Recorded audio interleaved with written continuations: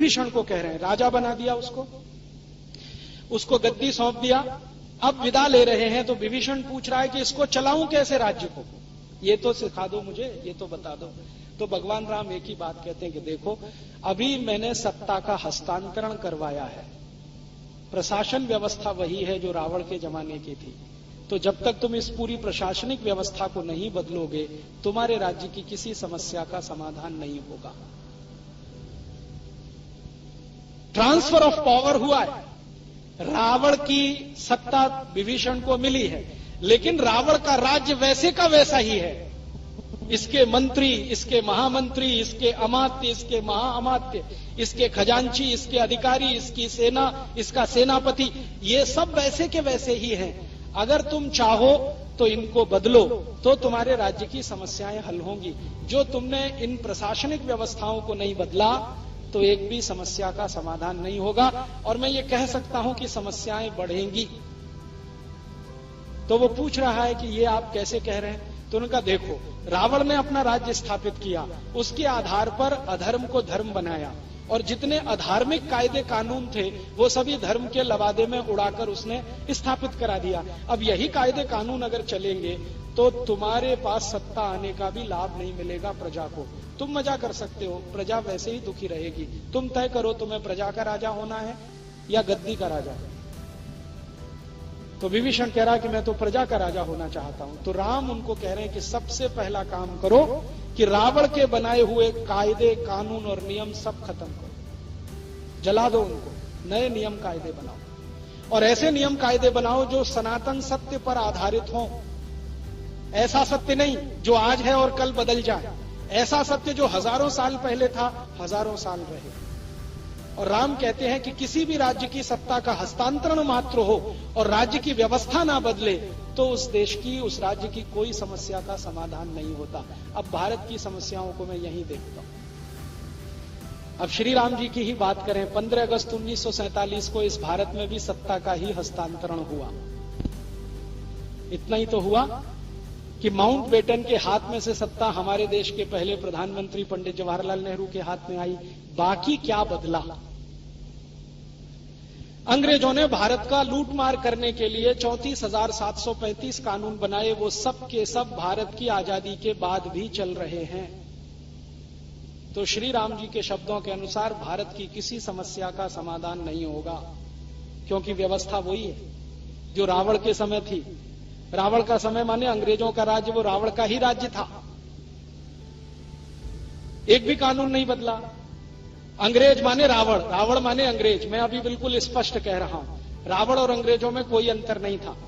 तो रावणों ने या अंग्रेजों ने जो कानून बनाए, सीआरपीसी, आईपीसी, सीपीसी, वो सब के सब वैसे के वैसे। अंग्रेजों ने कानून बनाया इंडियन पुलिस एक्ट, वो वैसे का वैसा ही। अंग्रेजों ने कानून बनाया इंडियन सिविल सर्विसेज एक्ट, वो वैसे का वैसा ही। लैंड रेवेन्यू एक्ट, वो वैसे का वैसा ही। लैंड एक्विजिशन एक्ट, वो वैसे का वैसा ही। इंडियन सिटीजनशिप एक्ट, वैसे का वैसा ही।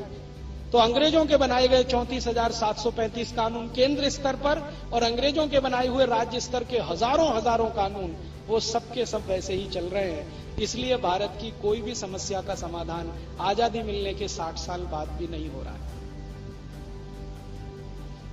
गरीबी आजादी के साल में जितनी थी उससे बढ़ी है, कम नहीं हुई।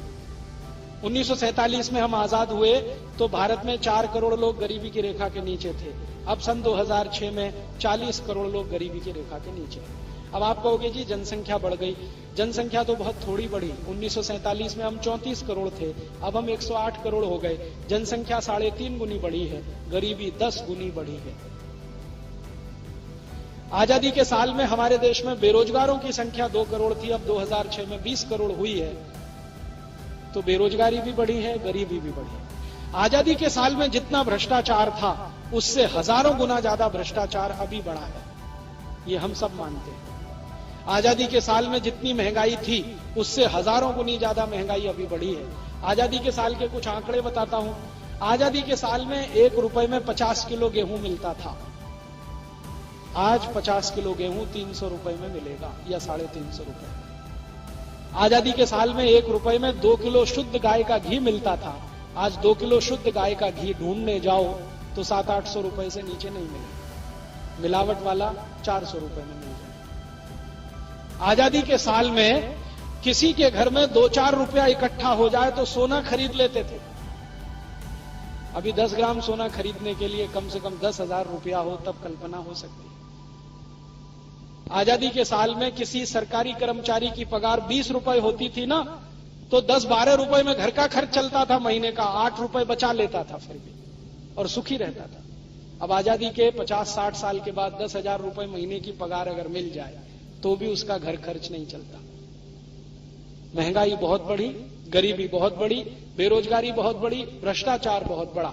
और आजादी के साल में भारत की सरकार बोलती है कि 33% भारत की जमीन का कुल जंगल था। अब आजादी के 60 साल के बाद 70% जमीन पर ही जंगल रह गया। 17%, माने लगभग आधे जंगल खत्म हो गए आजादी के बाद। ये सच्चाई के साथ कि भारत में इंडियन फॉरेस्ट एक्ट है, फिर भी जंगल साफ होते चले जा रहे। फॉरेस्ट डिपार्टमेंट है जिस पर करोड़ों रुपए खर्च होते हैं हर साल पगार के, लेकिन जंगल बढ़ नहीं रहे, कम हो रहे हैं। आजादी के बाद पर्यावरण का प्रदूषण बढ़ा है। आजादी के बाद नदियों के पानी का प्रदूषण बढ़ा है।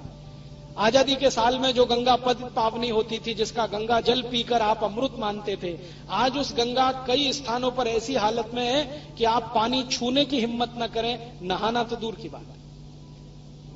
गंगा को इतना मैला कर दिया। जमुना तो इतनी मैली हो गई है कि कीचड़ ही कीचड़ दिखाई देता है, पानी ही नहीं है जमुना में। नदियों का नाश हुआ है, समुद्रों का नाश हुआ है। आजादी के साल में भारत में लगभग 6.5 लाख तालाब और तलैया थे। आज आजादी के 60 साल के बाद उसमें आधे से ज्यादा बंद हो गए हैं, या सरकारों ने उनकी जमीन एक्वायर करके उन पर बिल्डिंगें बना दी, या लैंड माफिया वाले लोगों के हाथ में वो तालाब चले गए। किसी भी शहर में देखो, एक भी समस्या हल नहीं हो रही है। हर समस्या का बढ़ता ही जा रहा है स्वरूप और प्रारूप। तो शायद श्री राम जी जो विभीषण को कह रहे हैं कि देखो, सत्ता हस्तांतरण मात्र से किसी राज्य की समस्या का समाधान नहीं होता, व्यवस्था बदलनी चाहिए, तब राज्य की समस्याएं हल होती हैं। हम भारतवासियों ने श्री राम जी से अगर इतना ही सीख लिया होता कि सत्ता हस्तांतरण ही नहीं है, व्यवस्था भी बदलो, तो शायद भारत की समस्याओं का समाधान 60 साल में हो गया होता।